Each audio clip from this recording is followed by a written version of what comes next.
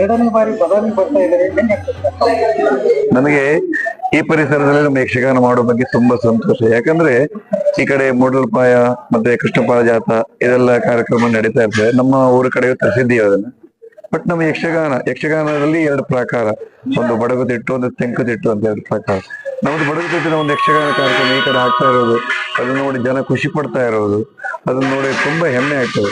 ಯಾಕಂದ್ರೆ ಈ ಕಲೆಗಳು ಯಾವತ್ತೂ ಒಂದು ಕಡೆ ನಿಂತು ನೀರಾಗಬಾರ್ದು. ಎಲ್ಲ ಕಡೆ ನಿಮ್ಮ ಕಲೆ ನಾವು ನೋಡ್ಬೇಕು, ನಮ್ಮ ಕಲೆ ನೀವು ನೋಡ್ಬೇಕು. ಆವಾಗ ಬಾಂಧವ್ಯ ಅನ್ನೋದು ಜಾಸ್ತಿ ಆಗ್ತದೆ.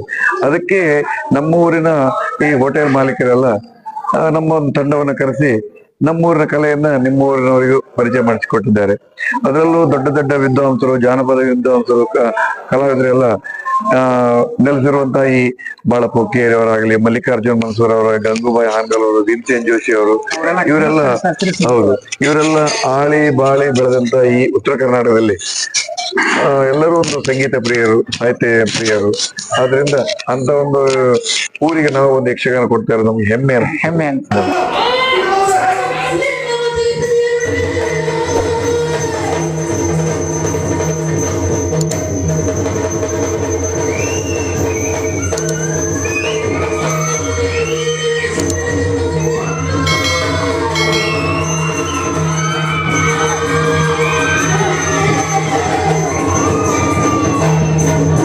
ಈ ಯಕ್ಷಗಾನ ಫಸ್ಟ್ ಪರಿಚಯಿಸಿದವರು ಯಾರು, ಯಾವ ಪ್ರಕಾರದ ಇದು ಯಕ್ಷಗಾನ ಅಂತ? ಇದು ಸಾಧಾರಣ ಒಂದು 500 ವರ್ಷದ ಹಿಂದಿನ, ಯಾಕಂದ್ರೆ ಒಂದು 14-15 ಶತಮಾನದಲ್ಲಿ ಈಗ ಪ್ರಚಲಿತ ಬಂದಂತ ಇದು. ಯಾಕಂದ್ರೆ ಇದು ಜಾನಪದವಾಗಿ ಬೆಳೆದು ಬಂದಂತ ಕಲೆ. ಕೇರಳ ಸೀಮೆಯಲ್ಲಿ ಪಾರ್ತಿ ಸುಬ್ಬ ಅಂತ ಅವರಿಂದ ಬಂದಂತ ಕಲೆ. ಅದು ಜಾನಪದ ಕಲೆ ಮುಂದೆ ಅದು ಪ್ರವರ್ಧಮಾನಕ್ಕೆ ಬಂದು ಶಾಸ್ತ್ರೀಯವಾಗಿ ಬಂತು. ಶಾಸ್ತ್ರೀಯವಾದ ನಾಟ್ಯ, ಶಾಸ್ತ್ರೀಯವಾದ ಸಂಗೀತ. ಯಾಕಂದ್ರೆ ಕರ್ನಾಟಕ ನಾವು ಇದರಲ್ಲಿ ಹಾಡ್ತೇವೆ, ಅದು ಕರ್ನಾಟಕ ಸಂಗೀತದ ಅಟ್ಯಾಚ್ ಇರ್ತದೆ ಇದರಲ್ಲಿ. ಆಯ್ತಾ, ಕರ್ನಾಟಕ ಸಂಗೀತವನ್ನು ಜಾಸ್ತಿ ಯೂಸ್ ಮಾಡ್ತೇವೆ.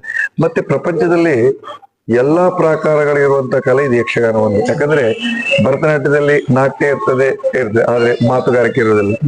ಇದರಲ್ಲಿ ನಾಟ್ಯ ಇದೆ, ಮಾತುಗಾರಿಕೆ ಇದೆ, ವೇಷಭೂಷಣ ಇದೆ. ಅಂದ್ರೆ ಎಲ್ಲಾ ಪ್ರಕಾರಗಳಿರುವಂತ ಕಲೆ ಇದೆ. ಅದರಿಂದ ವಿಶ್ವದಲ್ಲಿ ಒಂದೇ, ಎಲ್ಲಾ ಪ್ರಕಾರಗಳಿರುವಂತ ಕಲೆ ಒಂದೇ. ಈಗ ನಾಟಕದಲ್ಲಿ ಡ್ಯಾನ್ಸ್ ಇರೋದಿಲ್ಲ, ಮಾತಿರ್ತದೆ, ಅಭಿನಯ ಇರ್ತದೆ, ಬಟ್ ಡ್ಯಾನ್ಸ್ ಇರೋದು.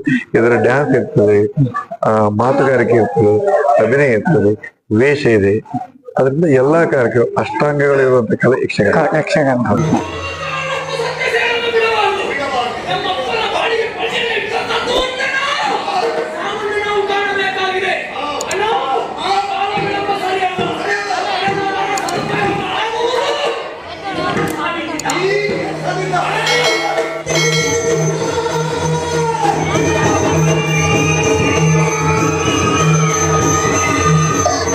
ಸರ್, ತಾವು ಇಲ್ಲಿ ಈ ಯಕ್ಷಗಾನದಲ್ಲಿ ತಮ್ಮ ಪಾತ್ರ ನಾನು ಇದ್ರಲ್ಲಿ ಹಾಡ್ತೇನೆ, ಭಾಗವತ. ಹೌದು. ಯಾಕಂದ್ರೆ ನಾಟಕದಲ್ಲಿ ನಿರ್ದೇಶಕ ಇರ್ತಾನೆ, ಆದ್ರೆ ಯಕ್ಷಗಾನದಲ್ಲಿ ನಿರ್ದೇಶಕ ಇರೋದಿಲ್ಲ.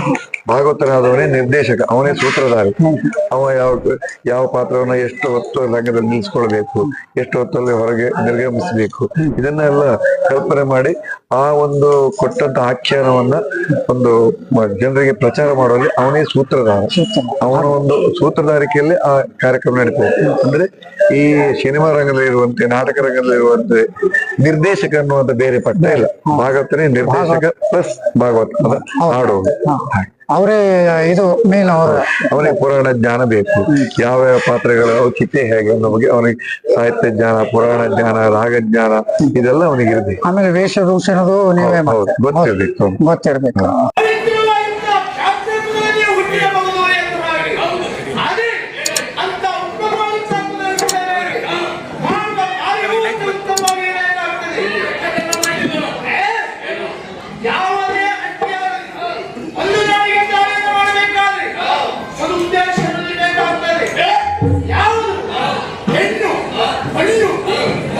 Yes, ಹೌದು ನನಗೆ ಗೊತ್ತಿದ್ದ ಹಾಗೆ ನಿಮಗೂ ನಮಗೂ ಯಾವುದೇ ದ್ವೇಷದ ಭಾವನೆ ಬಂದ ಹಾಗೆ ಕಾಣುವುದಿಲ್ಲ. ಸತ್ಯ ನಿಮ್ಮ ಪರಿಚಯವೇ ಇಲ್ಲ. ಹಾಗಿದ್ದು ಈ ನೋಡಿಗೆ ಕಾರ್ಯ ಮಾಡ್ತಾ ಇದ್ದಿರುತ್ತಾರೆ. ಇದರ ಔಚಿತ್ಯ ಅಂತ ಕೇಳಬಹುದು. ದ್ವೇಷಕ್ಕೆ ಕಾರಣ ಏನೆಂಬುದು ಗೊತ್ತಿಲ್ಲ. ನೀವು ಹಾಡ್ತಿರಲ್ಲ ಸರ್, ಅದು ಯಾವ ಸ್ಕೇಲ್ ಅಲ್ಲಿ ಹಾಡ್ತೀರಂತ ನೀವು ಶಾಸ್ತ್ರೀಯ? ನಮ್ಗೀಗ ಜಾನಪದವಾಗಿ ಬಂದಂತ ಇದು ಮುಂದೆ ಬೆಳೆದು ಕರ್ನಾಟಕ ಸಂಗೀತ. ಕರ್ನಾಟಕ ಸಂಗೀತ ಮ್ಯಾಕ್ಸಿಮಮ್ ಒಂದು 90% ಕರ್ನಾಟಕದಲ್ಲೇ ನೀವು ಮಿಕ್ಸ್ ಮಾಡ್ತೀರ. ಯಾವ ಸ್ಕೇಲ್ ಅಲ್ಲಿ ಹಾಡ್ತೀರ? ಈ ಸಾಮಾನ್ಯವಾಗಿ ಜೈನ್ಸ್ ಅಂದಾಗ ಕರೆ 1 ಕರೆ 2 ಅಂತ ಹೇಳ್ತೀವಿ, ಅಂದ್ರೆ ಬ್ಲಾಕ್ 1. ನೀವು ಯಾವ ಮನೆಯೊಳಗೆ? ಅದರಲ್ಲಿ ನಮ್ಮಲ್ಲಿ ಏನಂದ್ರೆ ಕರೆ 1ರಲ್ಲಿ ಸ್ಟಾರ್ಟ್ ಮಾಡ್ತೀವಿ. ಬಟ್ ಆಖ್ಯಾನಗಳು ಮುಂದುವರೆದಾಗ ಅದು ಗೆಟಪ್ ಬರಬೇಕು ಅನ್ನೋದು ಅದನ್ನ ಶ್ರುತಿಯನ್ನು ಏರಿಸ್ತೀವಿ. ಯಾಕಂದ್ರೆ ಅದು ಕೊನೆಗೆ ಅದು ಅಷ್ಟು ಖುಷಿ ಇರ್ಬೇಕು, ಆ ಜೇಂಕಾರ ಇರ್ಬೇಕು ಅನ್ನೋದಕ್ಕೆ.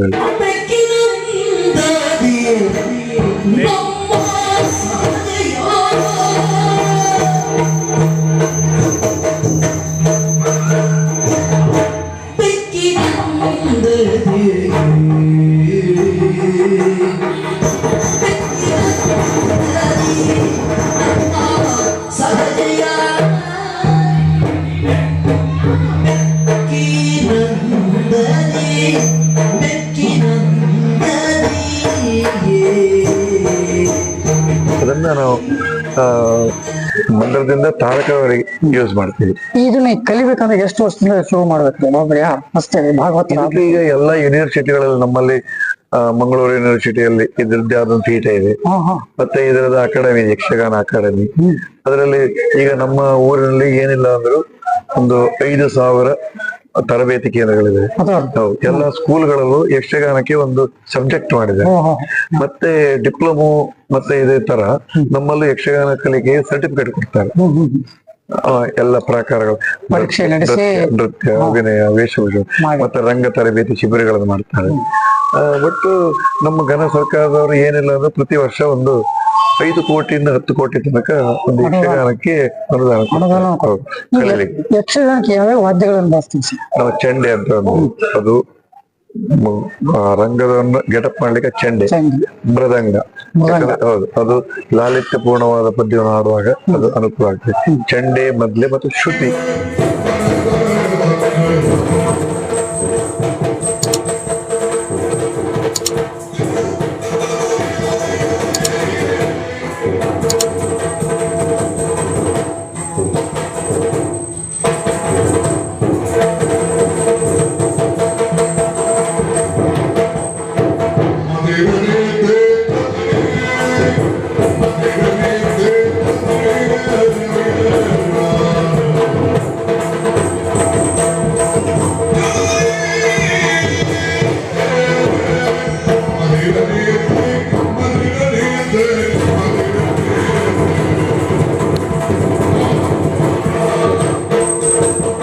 ಮೊದಲು ಈ ಶ್ರುತಿಯನ್ನ ಈ ಸೋರೆಕಾಯಿ ಬೋರ್ಡೆಯಲ್ಲಿ ಹಾಡ್ತಾ ಇದ್ರು.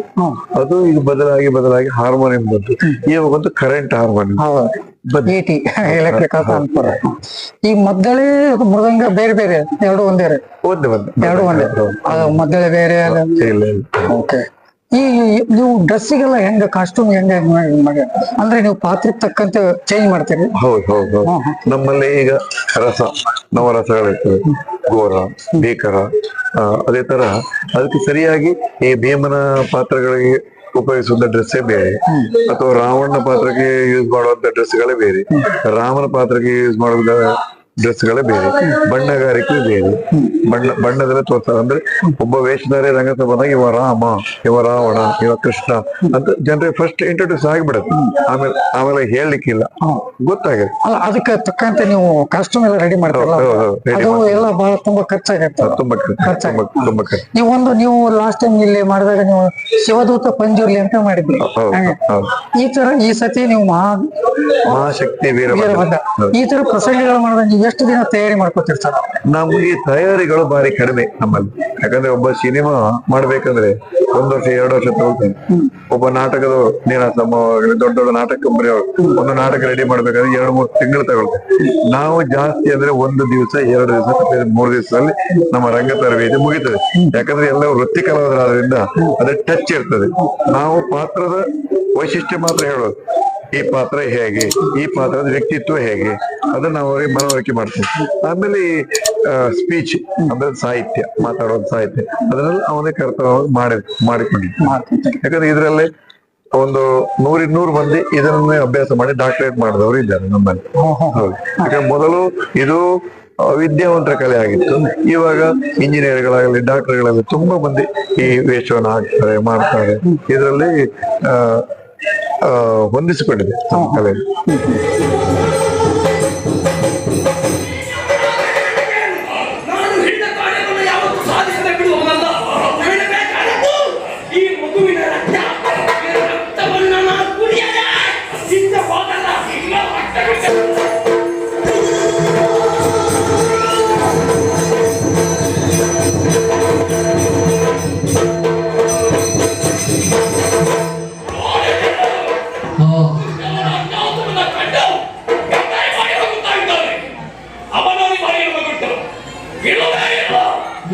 ಈ ಸಂದರ್ಭದಲ್ಲಿ ಆಗಬೇಕಾದದ್ದು ಅನಾಥವನ್ನು ತೆಗೆಯಬೇಕು. ಈ ಮಗುವಿನ ರಕ್ಷಣೆ ಆಗಬೇಕು ಅಂತಾದ್ರೆ ರಕ್ಷಣೆಯನ್ನು ನೀಡುವುದಕ್ಕೂ ಸಾಕುವುದಕ್ಕೂ ಸಲ್ಲುವುದಕ್ಕೂ ಯೋಗ್ಯವಾದಂತ ವ್ಯಕ್ತಿ ಬೇಕು. ಹಾಗಾದ್ರೆ ಯೋಗ್ಯವಾದಂತ ವ್ಯಕ್ತಿ ಯಾರಿದ್ದಾರೆ ಎನ್ನುವ ಹಾಗೆ ತಿಳಿಸುವುದ ಅಲ್ಲ. ಯಾರಿಂದ ರಕ್ಷಣೆ, ಹೇಗೆ ರಕ್ಷಣೆ, ಈ ವೀರಭದ್ರನಿಂದಾಗಿ ಹೇಗೆ ಸರ್, ಈ ಯಕ್ಷಗಾನ ಕಲಿಬೇಕು ಎಷ್ಟು ವಯಸ್ಸಿನಿಂದ ಶುರು ಮಾಡ್ಬೇಕು ಅಂತ? ಇದು ನಮ್ಮಲ್ಲಿ ಎಲ್ಲಿ ತನಕ ಅಂದ್ರೆ 1ನೇ ತರಗತಿಯ ಮಕ್ಕಳು ಯಕ್ಷಗಾನ ಕಲಿತಾರೆ. ಯಾಕಂದ್ರೆ ಈಗ ಎಲ್ಲಾ ಶಾಲೆಗಳಲ್ಲಿ ಯಕ್ಷ ಶಿಕ್ಷಣ ಅಭಿಯಾನ ಅಂತ ದೊಡ್ಡ ದೊಡ್ಡ ಸಂಸ್ಥೆಯವರು ಟೀಚರ್ಸ್, ಯಕ್ಷಗಾನ ಸಂಬಂಧಪಟ್ಟ ಶಿಕ್ಷಕರ ಇಟ್ಟು ಕಲಿಸ್ತಾ ಇದ್ದಾರೆ. ಆದ್ರೆ 1ನೇ ಕ್ಲಾಸ್ ಮಕ್ಕಳು ಕಲಿಬಹುದು. ಮುಂಚೆ ಇದು ಗಂಡು ಕಲೆ ಆಗಿತ್ತು, ಗಂಡಸರು ಮಾತ್ರ.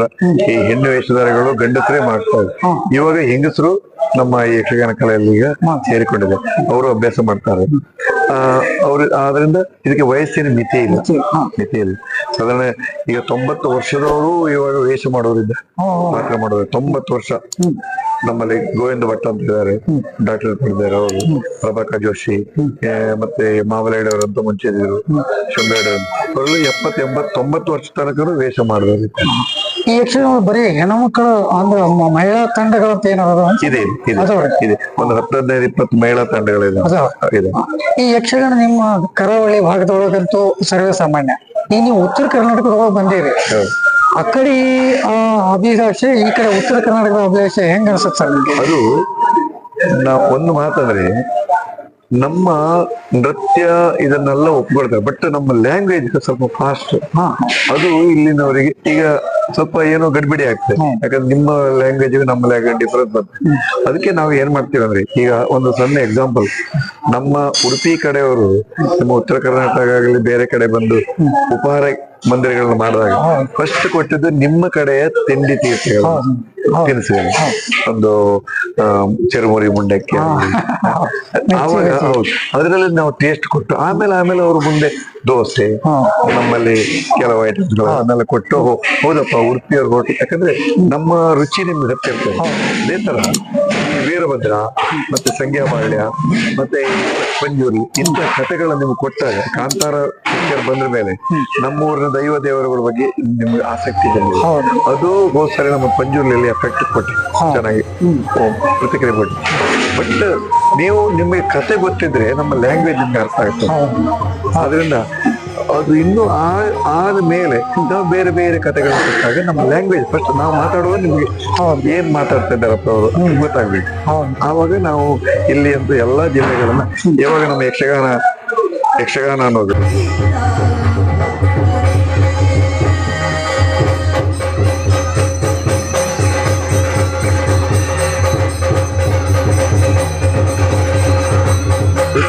ಚಿಕ್ಕಮಗಳೂರು, ಶಿವಮೊಗ್ಗ, ಉತ್ತರ ಕನ್ನಡ, ದಕ್ಷಿಣ ಕನ್ನಡ, ಉಡುಪಿ ಮತ್ತೆ ಕಾಸರಗೋಡು ಸ್ವಲ್ಪ ಪ್ರಾಂತ್ಯಕ್ಕೆ 6 ಡಿಸ್ಟಿಕ್ ಇರೋದು. ಅದು ಕರ್ನಾಟಕದ ಎಲ್ಲಾ ಕಡೆ ಹಬ್ಬೇಕನ್ನೋದು ನಮ್ಮ ಆಸೆ.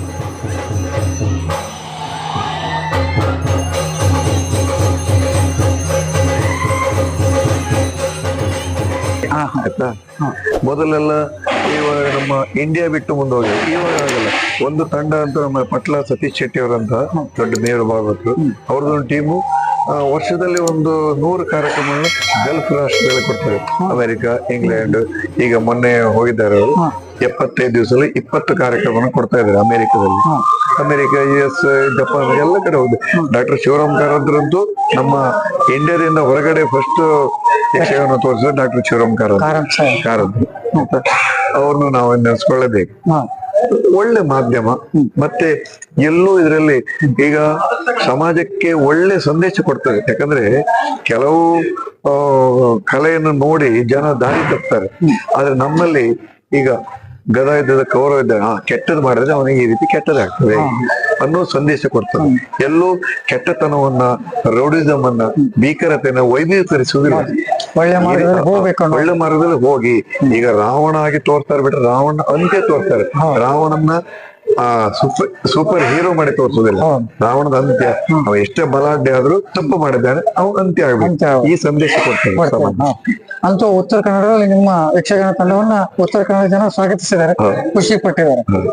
ತಮ್ಮ ತಂಡದ ಒಂದು ಏನ್ ಹೆಸರು ನಮ್ಮ ಸಂಗೀತ ಶಾಸ್ತ್ರ ಮೂಲಕ ಹೇಳಿ ಸರ್. ತಮ್ಮ ತಂಡ ನಮ್ಮ ತಂಡದ ಹೆಸರು ಶ್ರೀ ಮಹಾಗಣಪತಿ ಯಕ್ಷಗಾನ ಮಂಡಳಿ, ರಿಜಿಸ್ಟರ್ಡ್, ನಡೂರು ಮಂದರ್ತಿ ಅಂತ. ನಾವು ಈ ತಂಡ ಪ್ರಾರಂಭವಾಗಿ 5 ವರ್ಷ ಆಯ್ತು. ಕೊರೋನಾ ಸಂಕಷ್ಟದಲ್ಲಿ ಪ್ರಾರಂಭ ತಂಡ ನಮ್ದಿದೆ. ಅದು ಪ್ರಥಮ ವರ್ಷ 10 ಕಾರ್ಯಕ್ರಮ ಮಾಡಿದ್ವಿ.